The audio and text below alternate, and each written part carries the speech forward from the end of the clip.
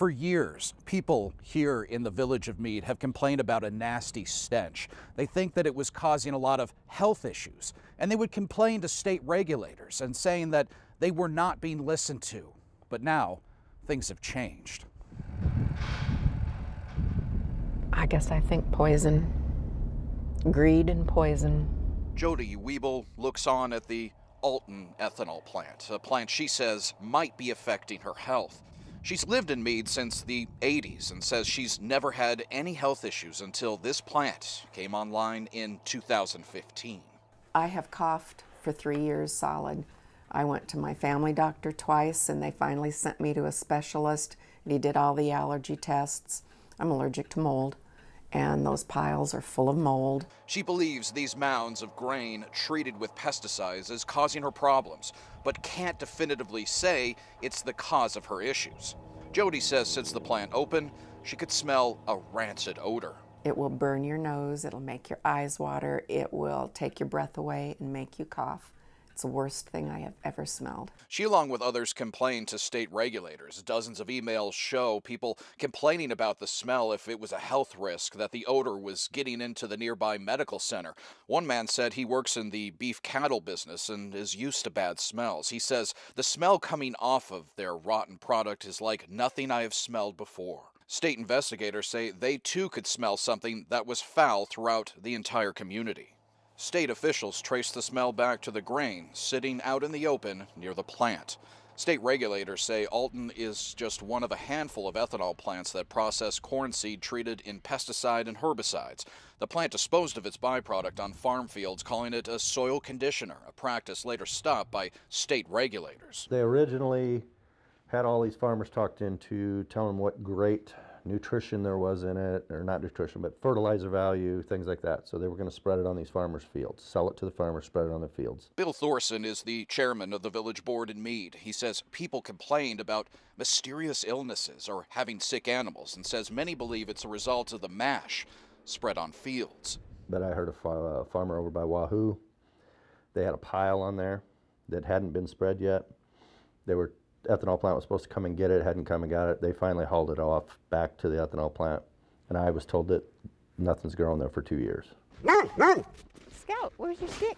Paula Dias, her family, and her playful dogs have lived in Mead for 10 years. She saw the mash being used on fields near her property in 2018. She says she didn't think anything of it until her dog started playing around in it and even eating it. The dog's pupils dilated. They were unable to walk well at all. They were stumbling, would bump into walls. They quit eating and drinking, and that would last for about 3 to 5 days. After several vet visits, Paula had the mash tested by the veterinary diagnostic laboratory based out of Iowa State University. They found 7 different common seed pesticides on there. I believe 5 of them were insecticides and 2 of them were fungicides. Just like in the case for Jody, she can't say for sure the plant is responsible. Some other residents say the same. As for me and the kids, we just had respiratory thing after respiratory thing. Katie Dommel lived in Mead from 2015 to 2018. She moved to Washington State and says her kids were affected the most. Our daughter had nosebleeds like at least once a week. And we didn't really connect it until we were talking last night and realized she doesn't hardly have them at all anymore. And we live in a really dry climate. Since moving away, Katie says all of their health issues have cleared up. She can't explain it. Some, like Jody, tried alerting local and state officials that something wasn't right, emailing, calling. Bill says he tried raising the issue many times. DEE, we've had plenty of meetings with them right down here. DEE, EPA, NRD. Everybody can't do anything. It's not ours. We can't regulate odor. We can't do this. We can't prove there's this in the water. Seen in these documents, the NDEE ordered Alton to remove the piles of grain on several occasions beginning March of last year. The plant was eventually shut down in February of this year. A pipe burst on a 4 million gallon digester tank, spilling into nearby ditches, culverts, and waterways. NDEE issued a letter of noncompliance to Alton to build new barriers and have hourly inspections. The agency has been criticized for its lack of oversight at the plant, but says it has conducted 36 inspections and issued 14 violations. The Saunders County Board approved an emergency declaration in late February to get a coordinated response from local, state, and federal authorities. Then at the beginning of March, the state filed a lawsuit in Saunders County accusing the plant of multiple violations of environmental law. For some in Mead, this is a step in the right direction. Some want to see it gone, others want it cleaned up and operated within the law. Testing of the soil in and around Mead as well as the groundwater is continuing. This is all great news for people like Bill and Jody. They feel they are finally being heard.